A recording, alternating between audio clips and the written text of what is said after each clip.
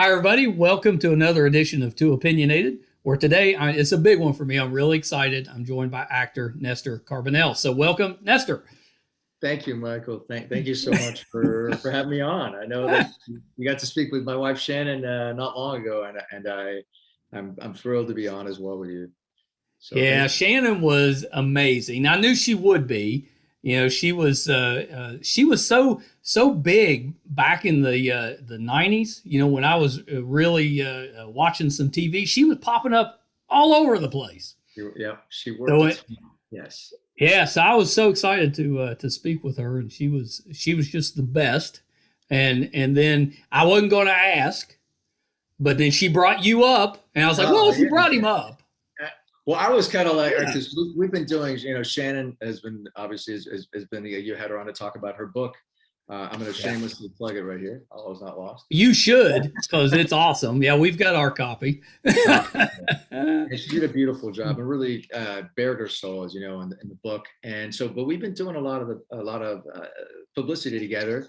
Yeah, So when I heard that she was going to do your show solo, I was like, "Oh, are you really? We can't do it together." It's like, no, no, it's going to be just. I was like, I can't sort this of was like, her time.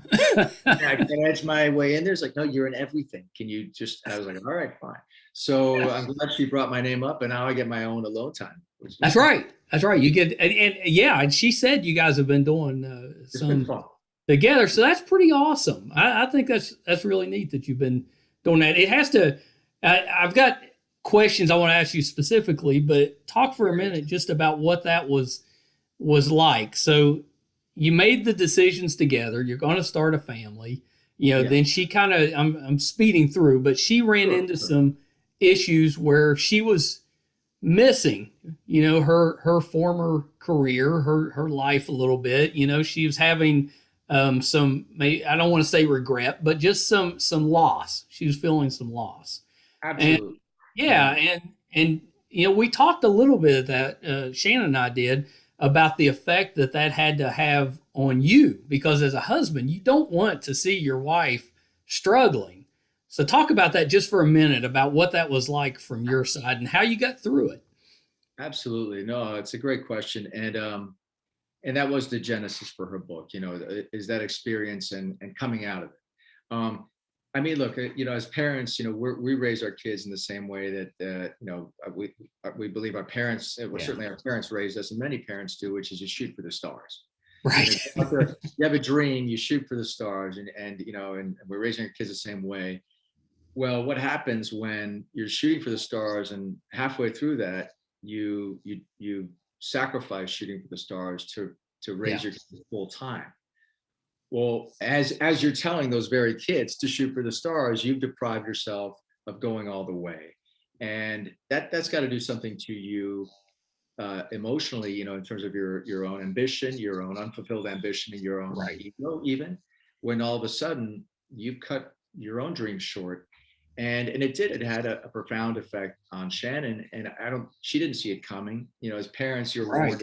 about, they warn you about sleep deprivation. They warn you about sort of mind numbing aspects of day-to-day parenting, playing mind numbing games and waiting for that hour for them to go to sleep so you can find some time. So time is a Right. commodity.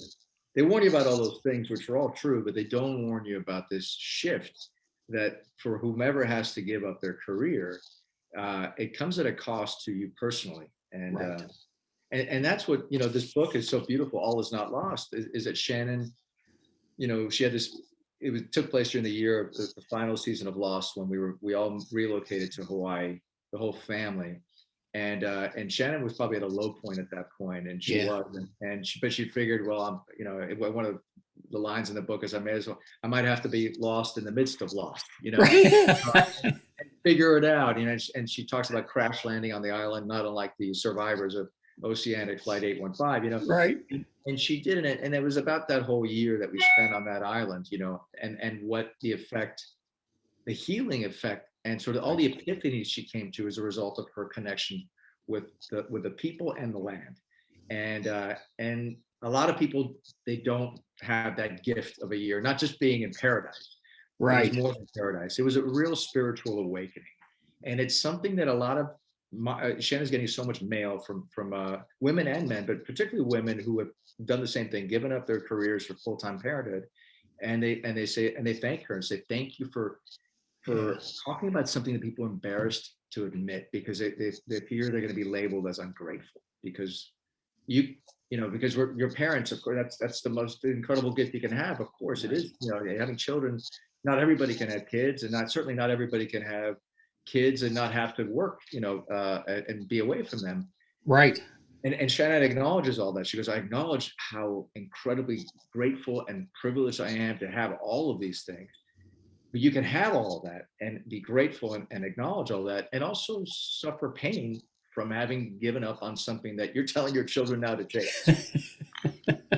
Well, I love that. And we talked a little bit about that it's something that nobody ever talks about, but that she's not the only person that has ever been through that, especially as a woman. I'm sure there's men as well that have been through it, but as a woman, you historically have kind of had that role to be the caregiver and to stay home, take care of the family, which is a terrific role and needed. But arguably the hardest role in the world is being. Yeah, you're still giving up so much in order to do it. And I thought that it was really awesome to hear her story. And I have no doubt that everybody is contacting her because she's not alone. She's not alone. It's even though her journey is very specific, it's incredibly relatable. And she's hearing from women and some men, but mostly women in that position saying, thank you for talking about something that I'm ashamed to admit.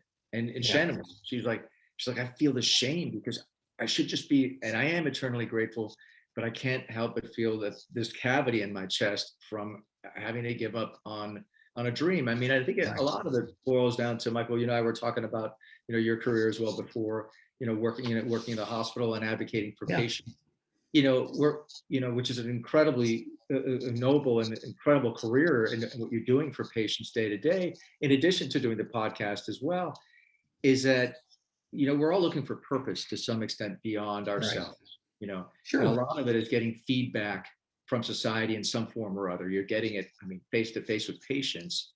Right.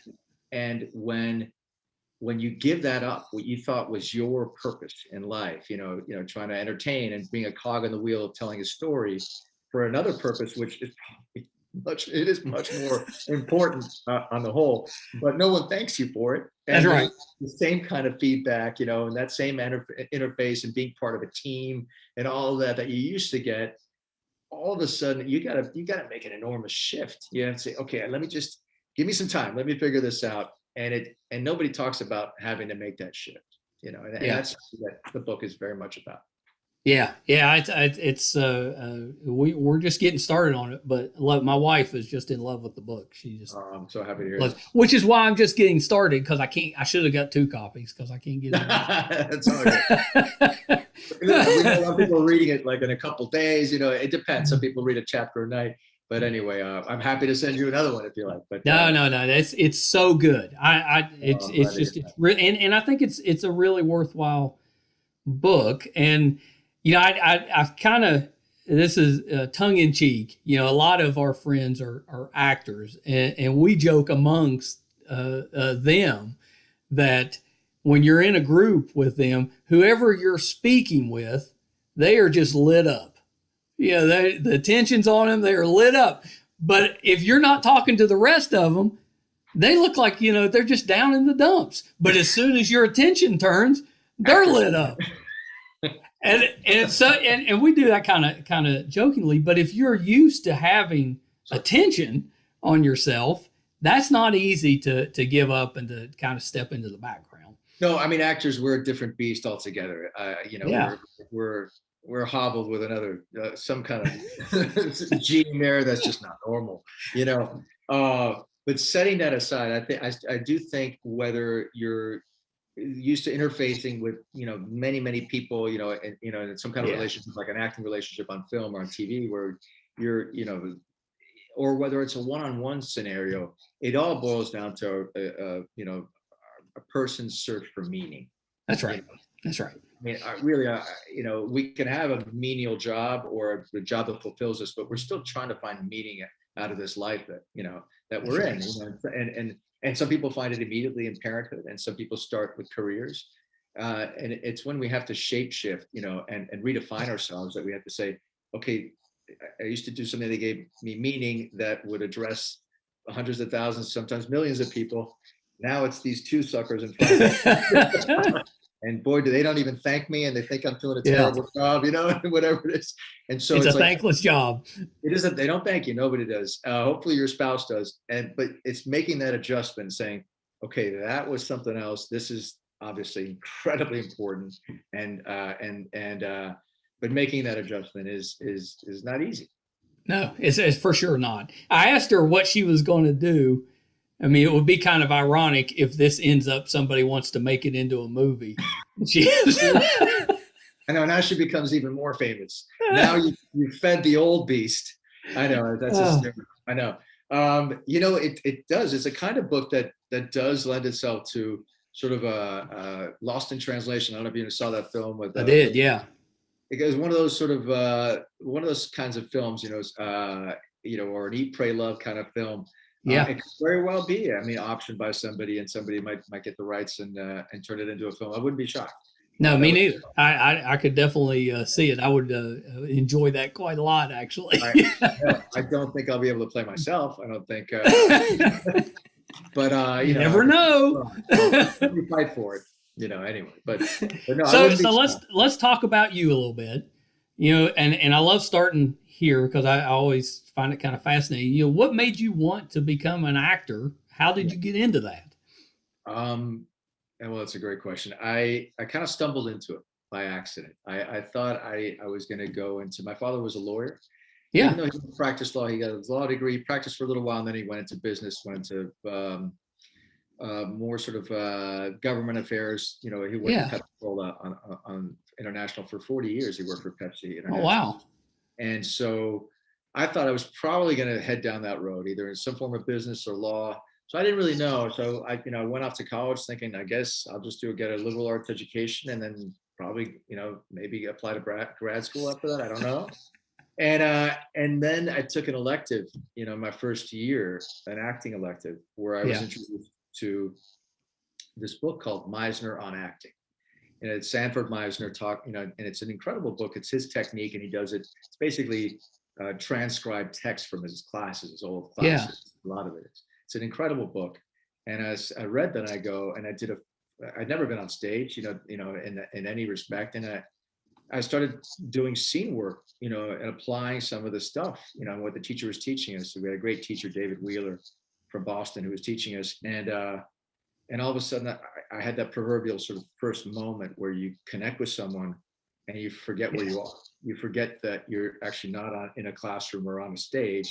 You think all of a sudden you're in this imaginary circumstance, and it's not long, it's a moment, but you're responding truthfully under imaginary circumstances. And it's like a drug. You're like, oh, I want that back.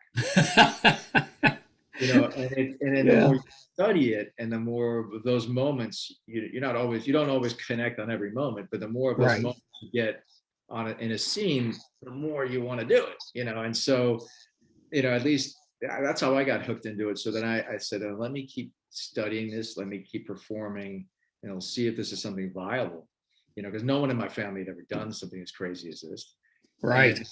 And sure enough. Well, how did they take it? Because that's a little off the beaten path. It's tough. Listen, my parents they're of Cuban heritage. You know, they fled Cuba in 1960, Cuban exiles. Oh, wow. They're leaving. They fled communist Cuba, and they have a long history against, you know, communism and trying to restore democracy in Cuba. So they're very much, that was, you know, their world. So this is completely alien to them. You know, no one in the family had ever done anything like this. Yeah. They're mostly lawyers and, you know, businessmen and women, and you know, some in the arts, but in poetry, no actors. So it was an adjustment at first when I decided to, after I graduated school, in college, I was like, I'm going to give this a shot. But it didn't take long. It really, you know, they were, to their credit, they're so supportive. I think probably more supportive than I would have been if my kids dropped that bomb on me. So now, you know, but we have no leg to stand on. You know, our kids are kids of two actors, so whatever they want to do, we're like, that's right. Yeah. Well, you have no argument there. No, I'm not. I was like, what? Just do it. Just do it. So, to their credit, having no background in this, they were amazingly supportive, and so That's awesome. and it's not always the case, and I'm very grateful to my parents. Yeah, that's awesome. Well, did you do anything in high school with the arts? No theater, no I music, did anything like that? no, I was, we moved around so many times. I moved. I think I went to is 11 or 12 schools between preschool and college, Oh wow. because we were constantly being moved because of PepsiCo International. Yeah. My dad was sort of working and in different countries. We were in London 3 different times. We're in the Bahamas, Mexico, Venezuela, um, Florida for a short stint. So so yeah, we moved, yeah, to London 3 different times. And so by the time I was in high school, my parents said, we're going to send you guys off. We don't know where we're going to be. So we're going to send Right. you off. And the company was paying for schools whenever we were relocated. So that was a perk, that a huge perk that my dad was doing. So thankfully, they sent us to boarding school in Massachusetts. So I went to boarding school. So in high school, we all went off we had this great gift to go to boarding school, which I loved. Right. I played sports, in high school. So that's, and I loved it. I played soccer, I wrestled, and I played tennis. And then last year I rode crew. So, I mean, I was always doing the Oh, that's sport. awesome. Yeah, it was amazing. I mean, incredible. I loved that whole experience was a gift, but I never did any theater. I didn't do any acting whatsoever. No, it wasn't. I had no interest. I drew. I loved to draw, and I Yeah. took AP art, and I took that as far as I could, but just because I loved it. But I never explored acting until I was introduced to that book. That's kind of rare.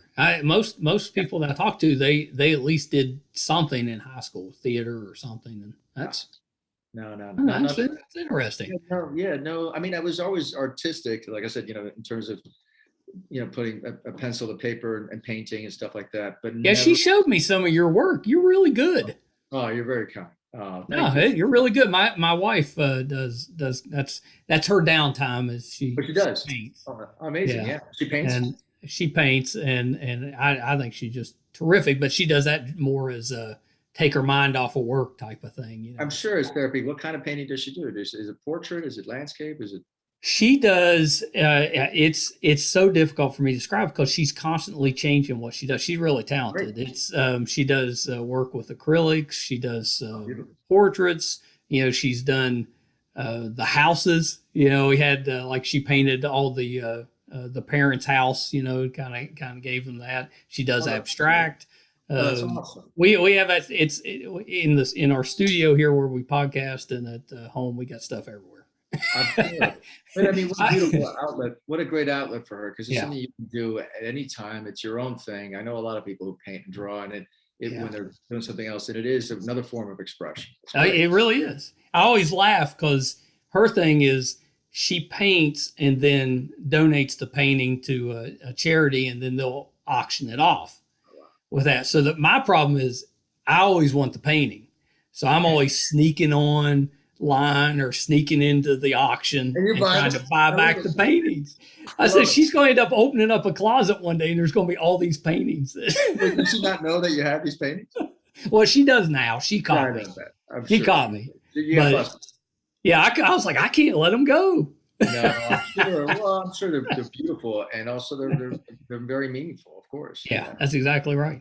So if you're in a restaurant and they come up to you and offer you a Coke, do you say no? I No want Coke, Pepsi. Pepsi. No Coke. I want Pepsi.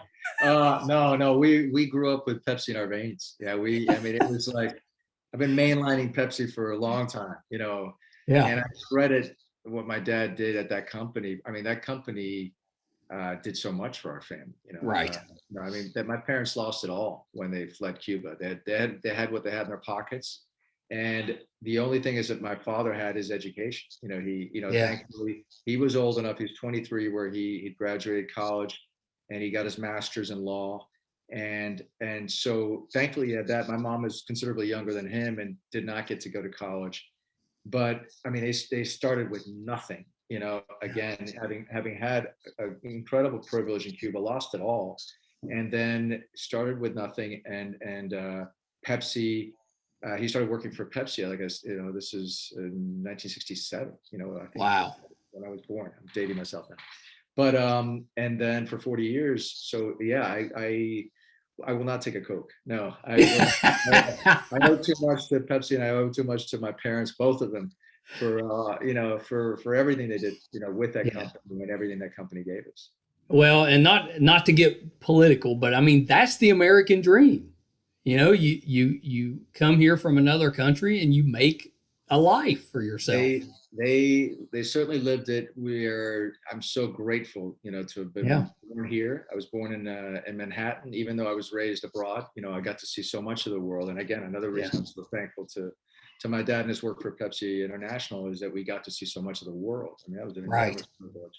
And to see how other countries, function in so many different ways in every aspect.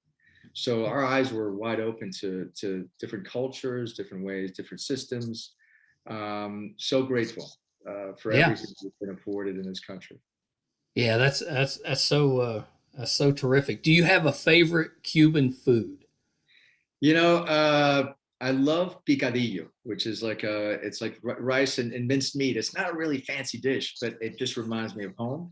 And they make it with, there's olives and there's onions. Onions Oh. too. Raisins. I mean, it sounds awful, but it tastes so good. Mm. It's really good. I like yuca frita, which is fried yuca, the yucca Yeah. root, and plátano fritos, which is fried bananas. I always, so our Thanksgivings are interesting. There's always the turkey, and we got all the stupid side dishes, So not here in LA, but certainly when we go home to visit my parents, there's always like the fixins are always. Yeah, that's awesome. We got the I'm, ham, we got the turkey, and all these other Cuban dishes. I'm such a fan of. I've always said that that's what we need in West Virginia is a Cuban restaurant because we don't have anything like that Well, here. what do you like of Cuban food? Is there one particular dish you like, or is there something you?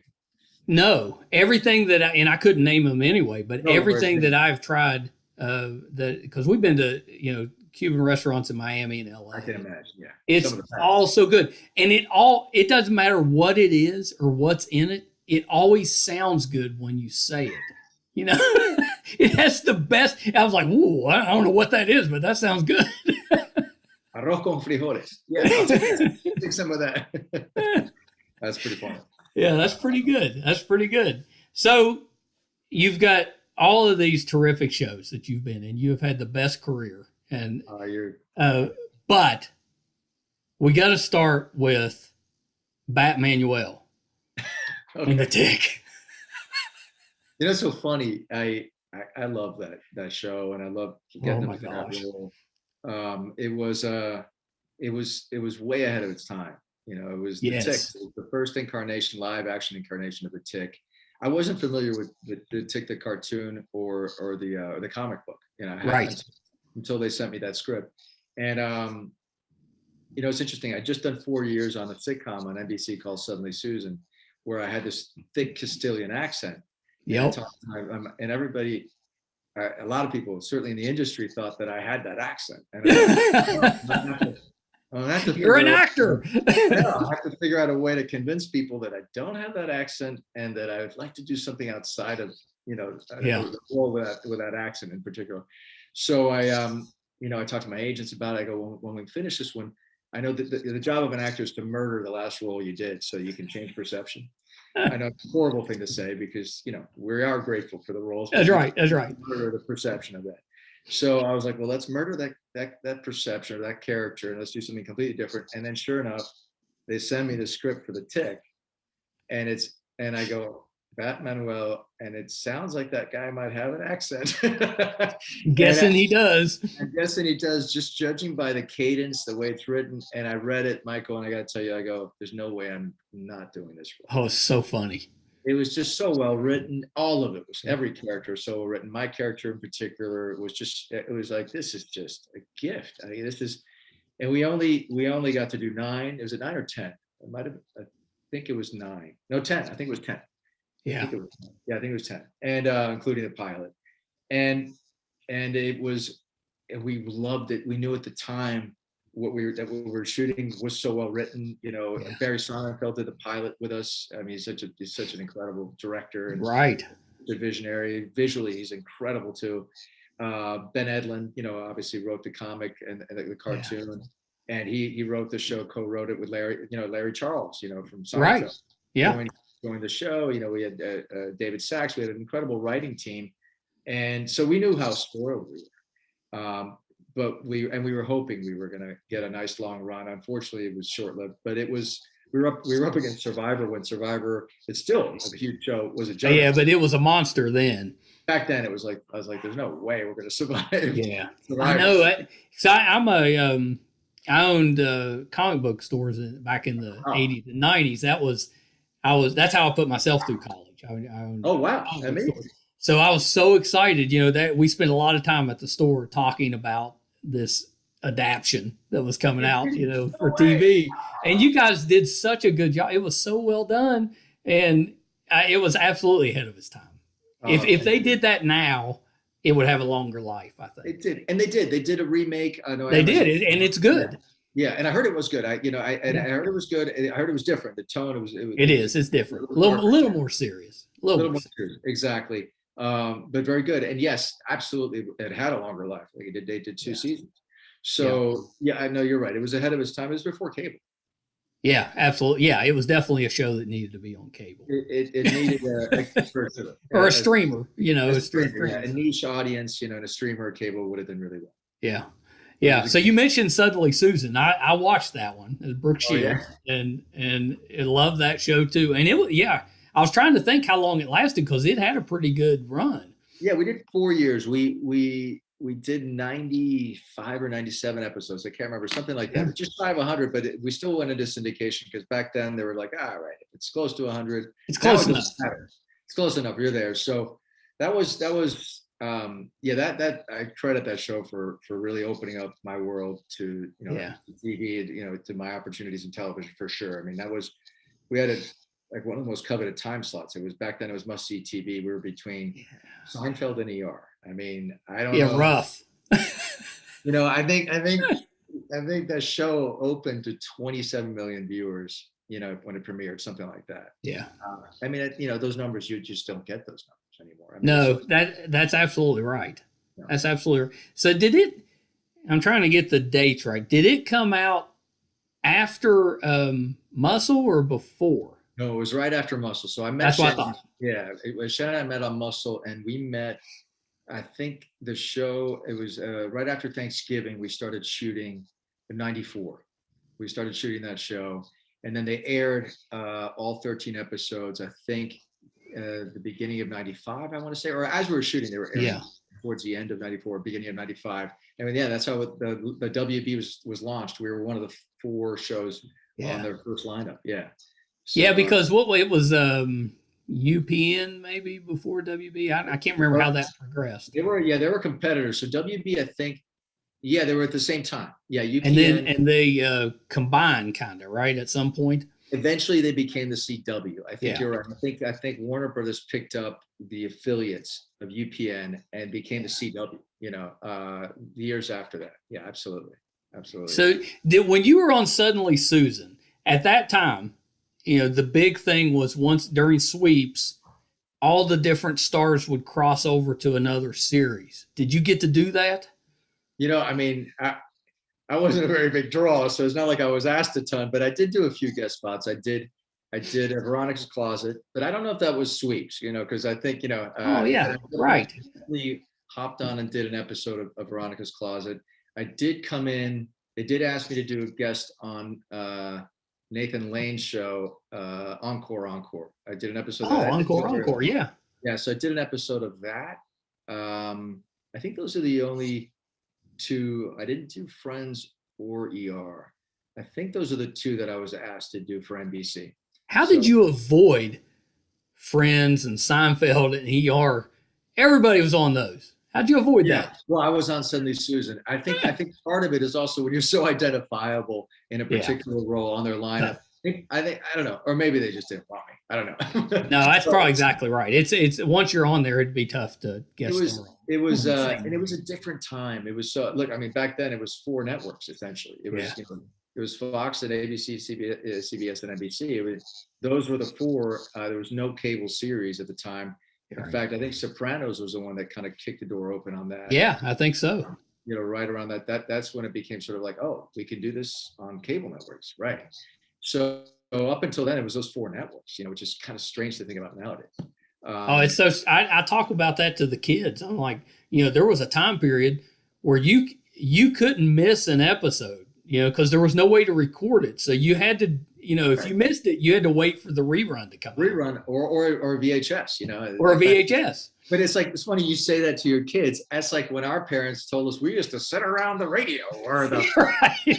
we're like, oh my God, how archaic. I know to you and me, it doesn't sound archaic, but you're right. To anyone nowadays, when you're streaming stuff, I mean, with the way technology has gone in the last, 15, 20 crazy. years, nuts. Yeah. It's crazy. So my son, who does all the editing for this show, and he almost came on because he's such a he almost did, but he couldn't talk himself into it. But he's such a big fan of yours from the Dark Knight stuff. Because he loves the Batman stuff.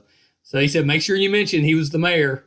And I was like, I'll mention it. That was yet another gift. I mean, they're all gifts. That one was particularly special. I mean, obviously it's Christopher Nolan, and that film in particular, was just that, and Batman Begins was so groundbreaking in the way, right?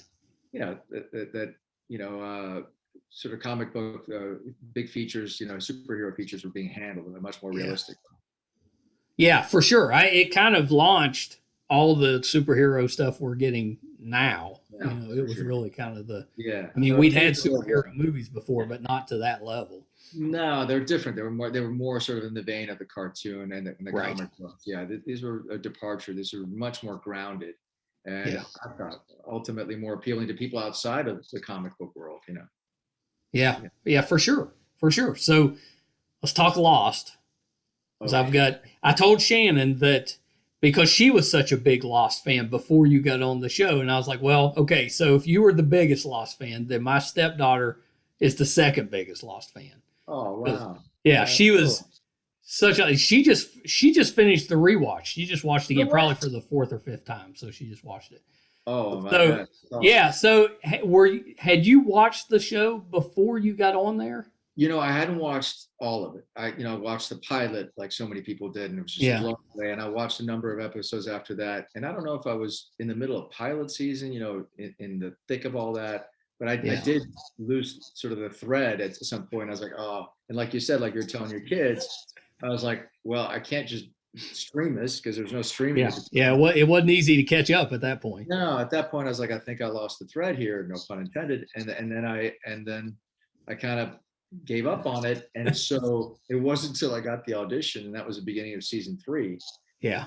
And then I got that guest job, and then at that point I was like scrambling. I was like, Shannon, you got to tell me what's going on because I got to do this.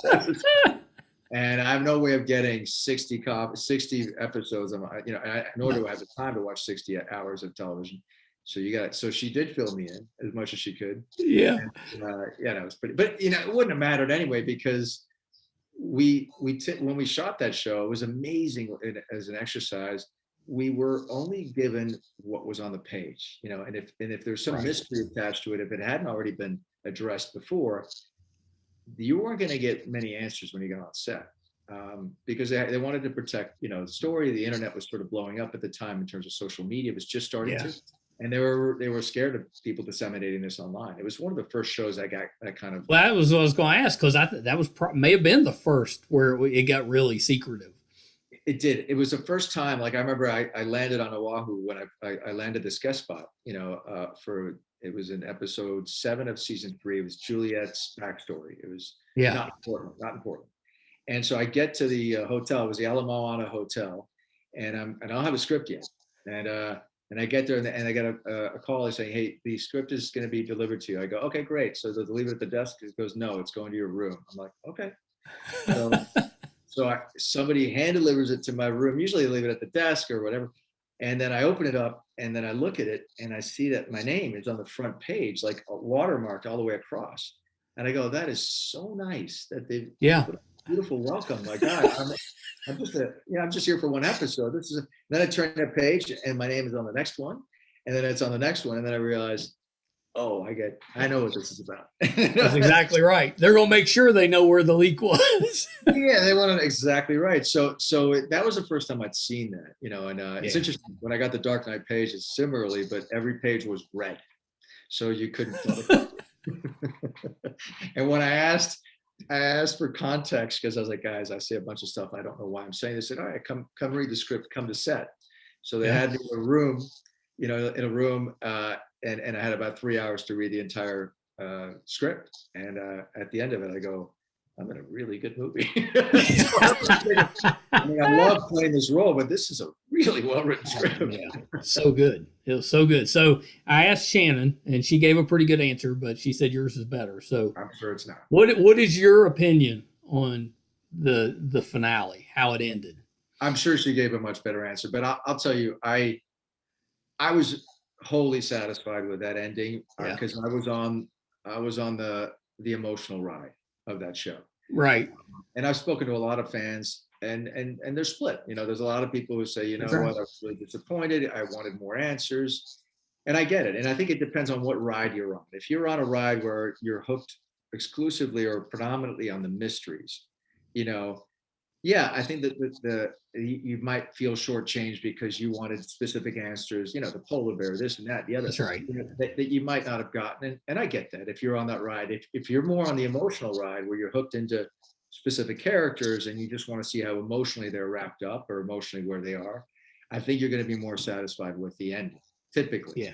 So I was more on that camp on the emotional ride. So I love the ending. I loved what Jack Bender, the producing director, did in that finale, because I read that finale thinking, I don't know how you execute this as a director. It's so emotional. And man, he did a phenomenal job emotionally of taking us on this journey, really through Jack's lens, those last two episodes, Yeah. So that was me. And I don't know, in terms of the ending of the show, I know a lot of fans still have questions about it. Do you understand exactly what they were going for? Well, I mean, I enjoyed the ending because I don't necessarily have to have everything just kind of spelled out. I kind of like having the what if a little bit about it, or what exactly did I watch? But I think most people that have an issue with it is they're unsatisfied with not knowing exactly what was meant by the ending. What it did, because they didn't feel like it had a conclusion. Like it was still kind of hanging out there. Right, and it does to a certain extent. I think part of it. I've talked to a lot of fans about specifically the ending, what they think the ending is, and I had the privilege also of working with Carlton Cuse, later on Bates Motel for 5 years. Yeah. So he and I have had many discussions about it, but if you like, I can sort of give you, and speaking with Carlton, what they had in mind. Yeah, that's what we want. All right, so without, at the risk of. I mean, we just want you to spill all the secrets. Here are the secrets, man. Spell it out. At the risk of getting this completely wrong, this is what I remember. Yeah. From what I understood the ending to be, and my conversations with Carlton, where that essentially, obviously we had flashbacks the first season, we had flash forwards later on, right? In the subsequent seasons, I think it's 3 or 4 flash forwards, and then the last season 5, and then the last season we had something called the flash sideways. That's what they called it. So and then ABC did a show called Flash Forward, which it then, but anyway, but we had Flash Sideways in that last season. And what you saw in that season 6 was Desmond essentially in that Flash Sideways. He's going around recruiting people off the island to come to this what we discover as a church, Yeah. And so this is where a lot of people get confused. So everything that happened on the island happened. They weren't all dead. That it happened at the time that it happened and at different times, but it all truly happened is the way they conceived it. That Flash Sideways, though, represented a purgatory of sorts. So everyone within that Flash Sideways in season 6, was dead, or had been dead at different times. So when Desmond's Okay. recruiting and they all show up at the church, that's sort of the whole purgatory kind of storyline end of it. Because then when Jack dies in real time on the island and he appears in this church, he sees his father, who we know has passed away, and he sees all these people waiting for him in the church. He's in the back room of the church, and he asks his dad, what's going on? What are these people? Where am I? And he goes, his father says something to the effect, I'm paraphrasing, this is a place that knows no time, or something like that. Right. And so we assume it's some form of purgatory. And he goes, well, what are all these people out there, in the church? What are they doing here? He goes, well, they're here to see you off to higher ground. Yeah. And I think essentially what that was when Jack died in real time and he shows up in this church, he is now reunited with what is his soul group. These are people that are always meant to be with him, and they're taking him from this purgatory of sorts to higher ground. And it's essentially this idea that we're all travel in soul groups, that we're all connected to a certain soul group of people, whether we have animosity or love for each other, we're connected. And I think that was the emotional point, or sort of the spiritual point that they were trying to make, unless I'm completely wrong. No, that's the best explanation I've heard. That is excellent. Okay, cool. And then the other thing that's confusing is that last shot you see. I asked Carlton about the last shot. It's a shot of the island, and there's no one there, right? It's just a blank shot of the island. Yeah.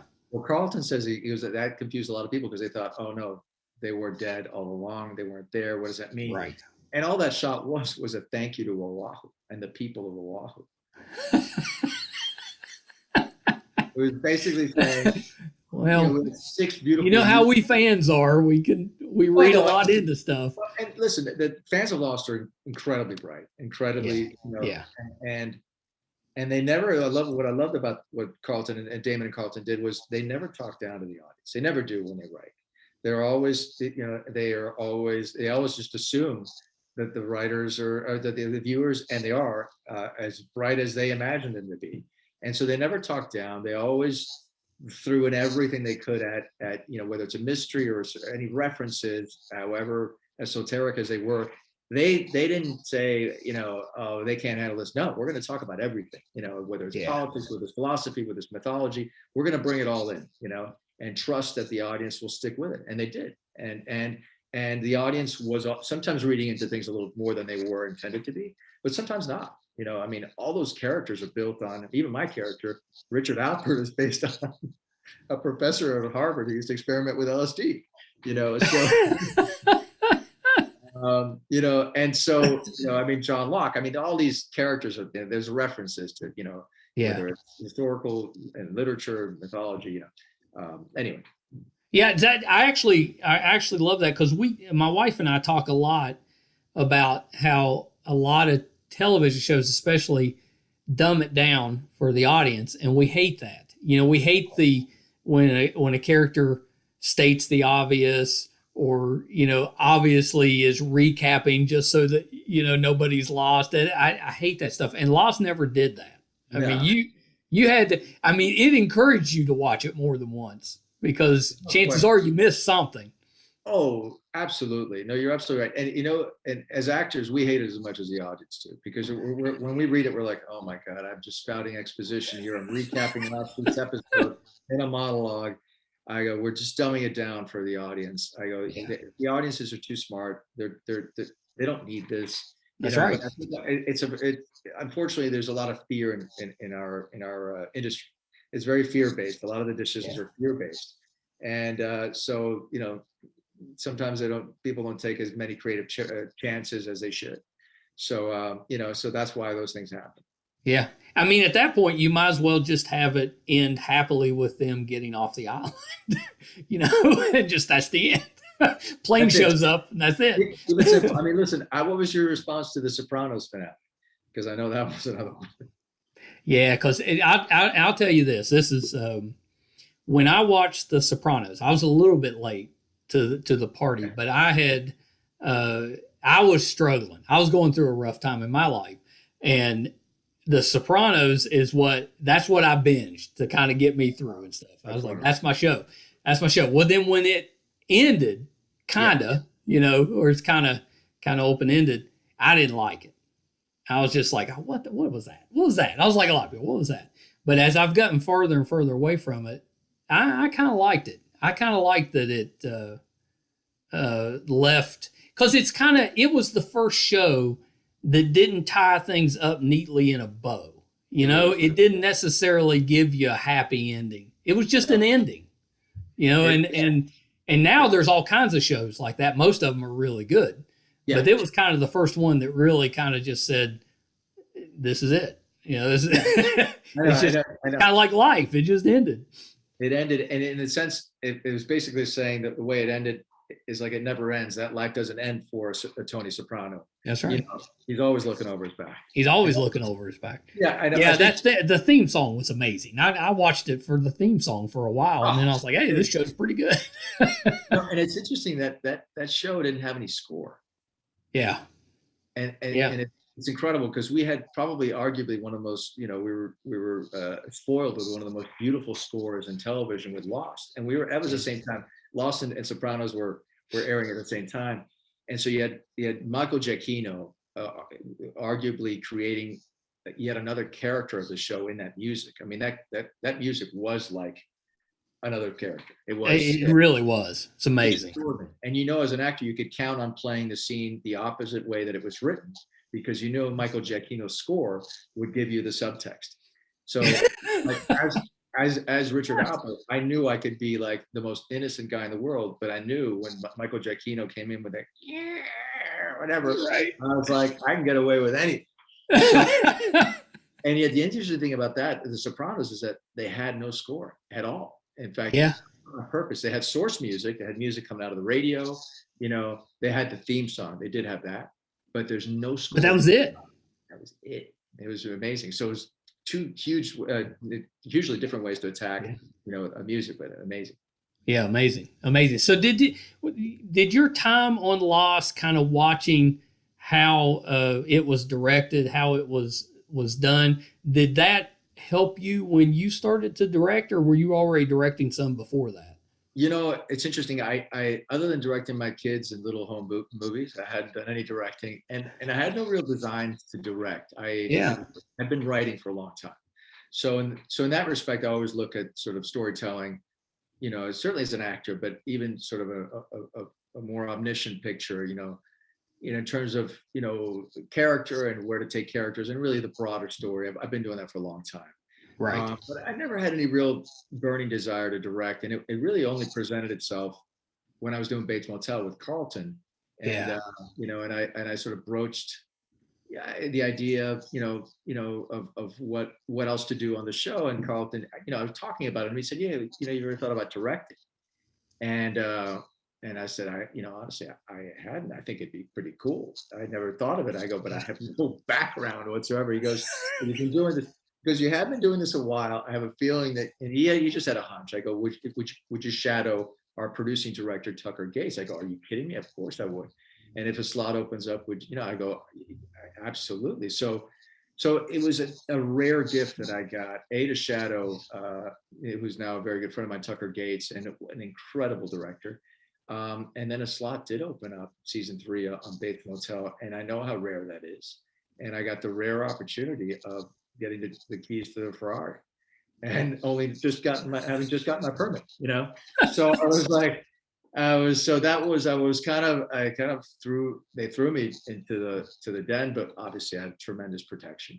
With an incredible crew. And at that point, it's on a third season of a show, typically it's a well-oiled machine, it's sort of right. Itself, so you tweak and you shift things, but typically, there's already a very drawn-out skeleton for what this show is going to look like. Yeah. Well, so how did that work? Did they have an opening and just say, anybody want to try directing, or did they actually come and recruit you? No, somebody, it was interesting. I was trying to, make it work financially for me, because I was flying back and forth from Vancouver. Yeah.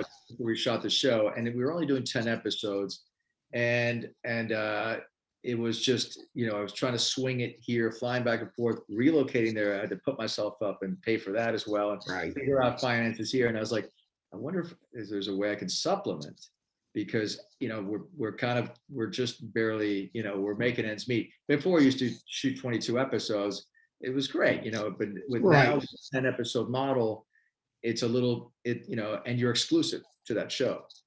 It Oh, right. You can't go and do another show.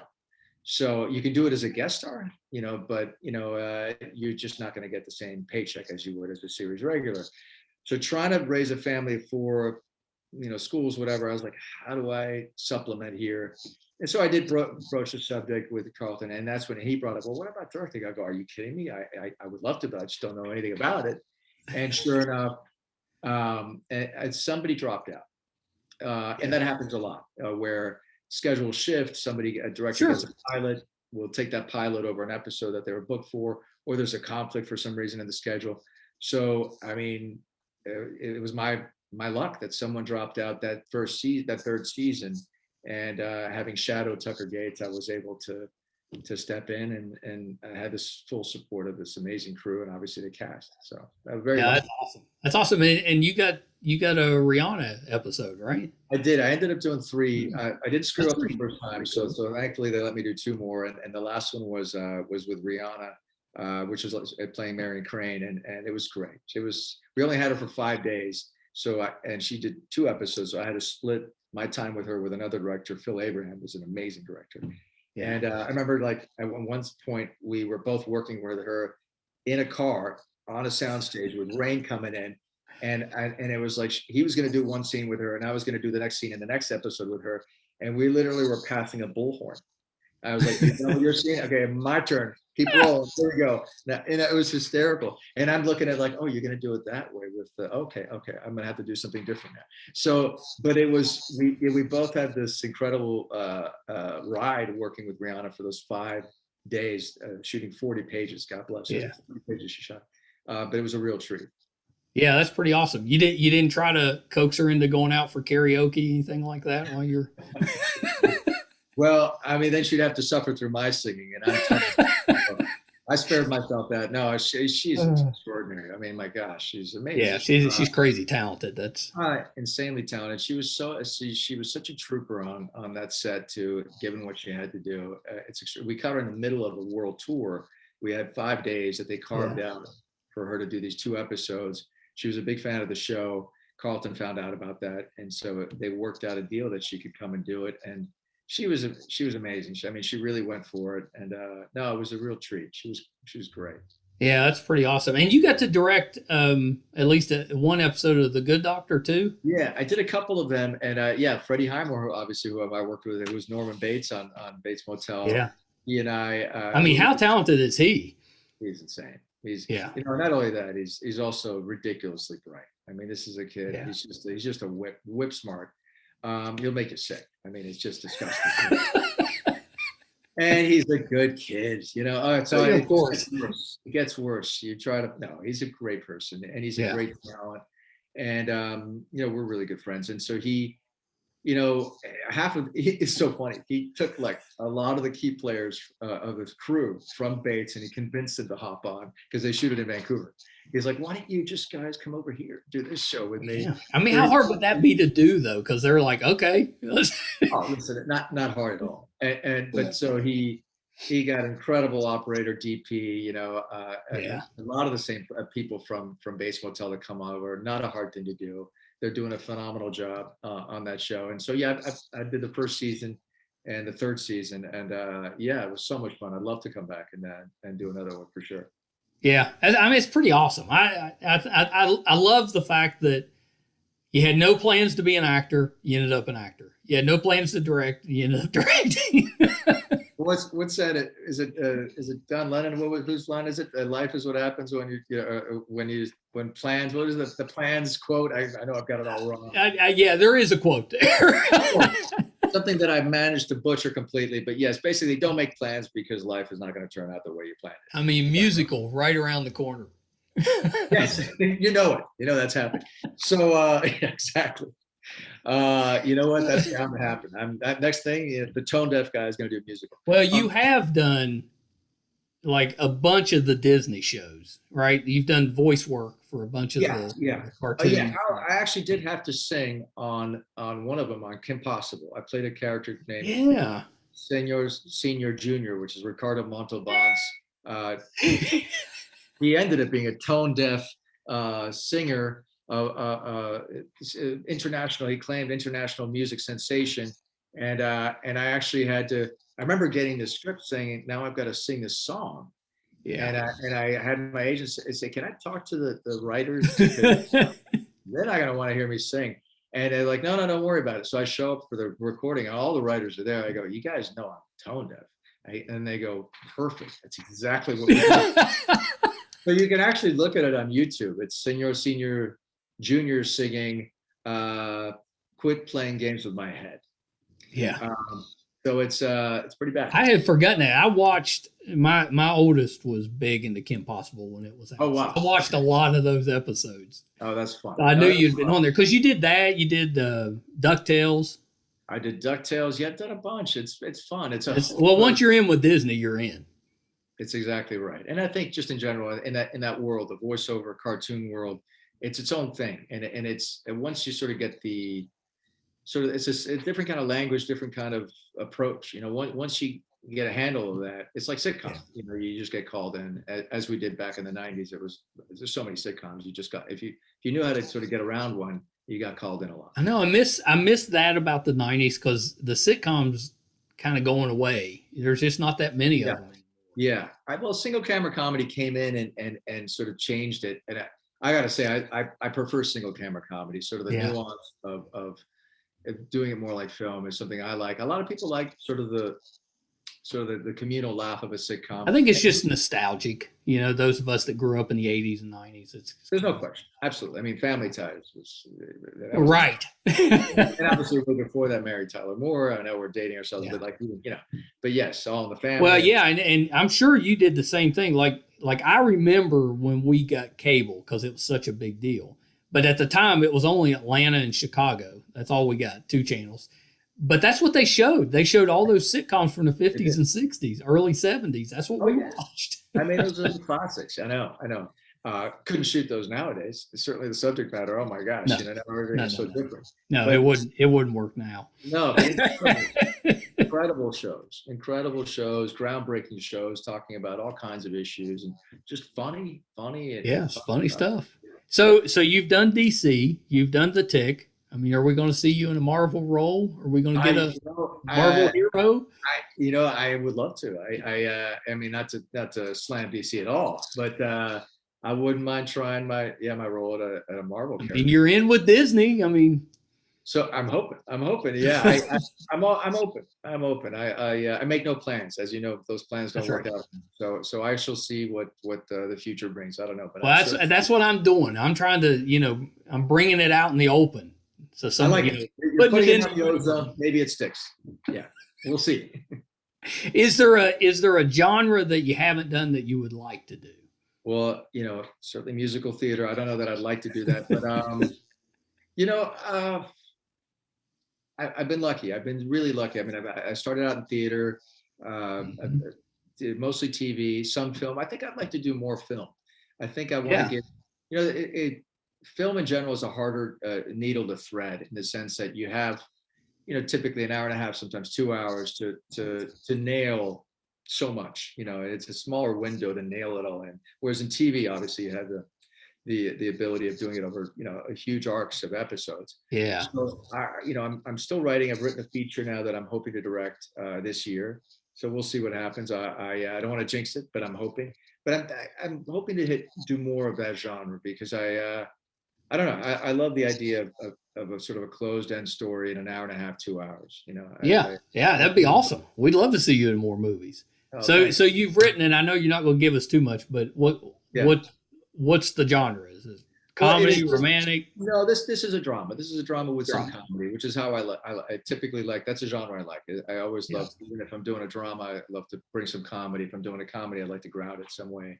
So this is predominantly a drama with some comedy, and it's I mean, I can tell you a little bit about it. The subject matter. It's loosely based on a character with severe OCD, but not the kind of OCD that we're accustomed to seeing on screen, sort of more thought OCD. So I'm looking forward to shining a light on that particular. But you want to direct. You're not going to star in it.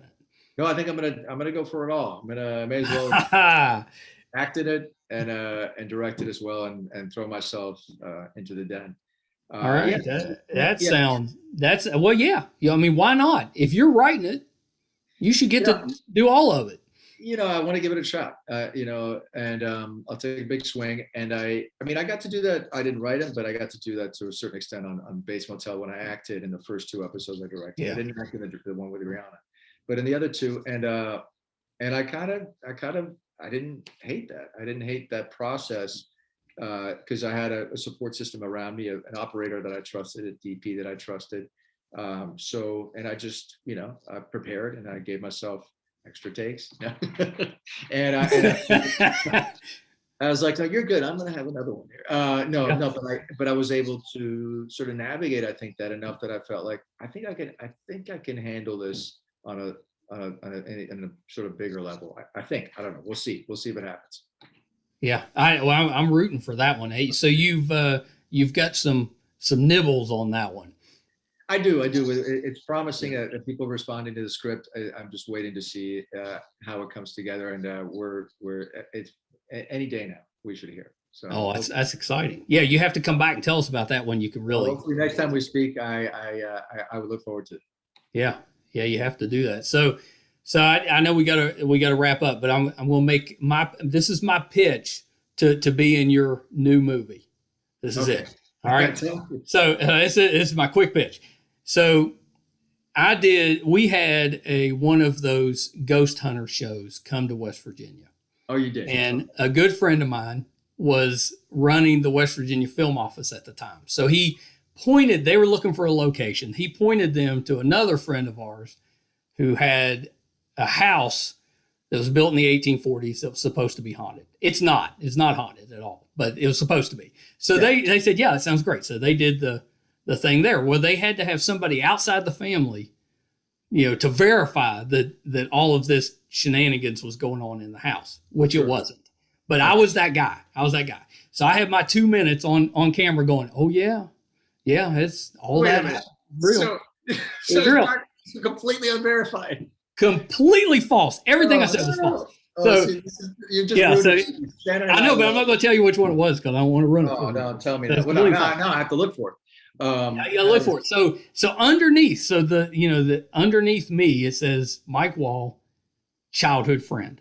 That's all it said, childhood friend. That was my. Okay, that's what it said on the credit. Under the when they were interviewing me, that was what it says. It says Mike Wall, childhood friend. Yeah, yes, all real. You've just ruined reality television. I know, I ruined it. I kind of did for us too. But so after that, I ran with that for months. And all my friends, they were making memes, childhood friend, that's all I would respond to. I wouldn't answer to my name. I was childhood friend, everything. So that's it. So in your movie, you just need to have me come in and somebody say, hey, I just want you to meet my childhood friend. And it doesn't have to have anything to do with the movie. That's it. Childhood friend. I have a childhood friend in the film. He's got a nice role, actually. That is too good. That is, I love that your friends have given you flack for that. That's hysterical. It's the best, and it still airs. That episode airs, and we're always calling each other. Hey, we're on again. But here's the thing: that proves to me that you can act because you're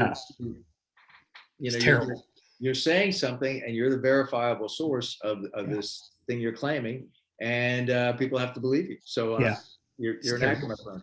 Just terrible.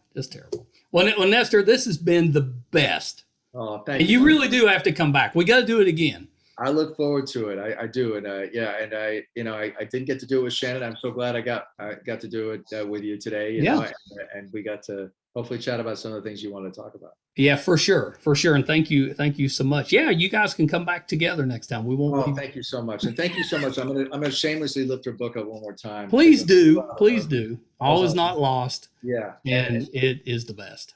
Yeah, and it's not to confuse Lost fans. It's not. You're not going to get the answers to the finale here, but you're going to get a beautiful. I know because I don't want to do that to the last We one. just gave him the answers. I know. There you go. You got them anyway. So, but it is a beautiful journey of Shannon's journey, and also an actor's behind the scenes journey, which I think, hopefully, if you're interested in that, I think you'd like it a lot. I love the way you guys support each other. That's really thank terrific. you. No, well, I mean, she's you met her. She's awesome. So yeah, she's pretty awesome. She's pretty awesome. Well, Nestor, before you go, is there anything else that you have upcoming that we can kind of keep an eye out for? I know the morning show. We didn't touch on the morning show. You just finished the film, and outside of Shannon's book, the film is called that I've written is called Triggered.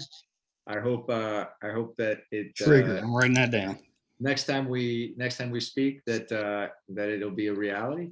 And I look forward to, if you're having me back on to coming back and chatting about that. It's something deeply personal to me. Yeah, I would love that. I would absolutely love that. And so you're wrapping second season of the morning show. Yeah, the morning show. We're wrapping it, the middle of May, hopefully right around there. And then I don't know when season 2 will begin to air. Yeah. Hopefully in the fall, but I have no dates. But certainly you got to believe it's going to be somewhere has to be soon. And I mean, everybody in that show is terrific. It's a great show, a lot of fun. Again, it's Carrie Aaron, whom I worked with on Bates Motel. Enormous talent. And the cast top to bottom is everyone in it is terrific. Yeah, it's amazing. It's amazing. We love that one so much. We were so disappointed that you guys got backed up, on the second season. But thanks. Yeah, we were too. I know, unfortunately, we were shut down, and for about 8 months. Yeah, we were waiting to get the green light, and finally, last end of October last year, we started back up, and we're just about to finish right now. Yeah, that's awesome. That's awesome. Is there are you on any social media that we can look for? I am. I'm on Instagram and Twitter. And Instagram, I'm at Nestor Carbonell, and Twitter, I'm at Carbonell Nestor. So it's reversed. I couldn't get the other one. So that's not bad. That's not it. If you put your name in, it comes up. I checked that out already. All right, very nice. Well, thank you, Mike. Hold on 1 second. I'm gonna hit pause for it. All right, so that was Nestor Carbonell. If you were not a fan of his before, and I'm sure you were, because how could you not be? You have to be a fan now. I mean, he's so nice. I mean, it's just the best. Him and his wife, Shannon, 2 of the best interviews and just times I have had. They were so much fun, so gracious, and took the time, answered the questions. I just, as a fan, it was just such an honor to speak to him and to his wife, Shannon. Just the best. So I hope you guys enjoyed that, and I loved hearing about Lost and the ending. So hopefully you enjoyed that as well. And terrible interviewer that I am, we didn't even really get to hit on the morning show, which is his current show. Actually, terrible. He's so good in that. So we'll definitely have to have him back so we can talk morning show and we can talk Triggered. That'll be so much fun. He was awesome. Thank you guys so much for tuning in again this week. I do not take that for granted. Appreciate it so much. I know there's so many podcasts out there. You keep coming back. I really do appreciate it. If you haven't done so yet, please go to YouTube, MeisterCon Pod, and subscribe. We would really appreciate that. We do so well and are so grateful on the audio side, but we're really trying to build that video up, so that would help us. You can check out the website, meistercon.com. Brett does just a fabulous blog on there. He's such a good writer, so you'll love that. There's 215 episodes of Too Opinionated, audio and video. We add to it almost daily. It has all the stuff of where we're going, what we're up to. So please check that out, meistercon.com. Okay, everybody, until next time, bye.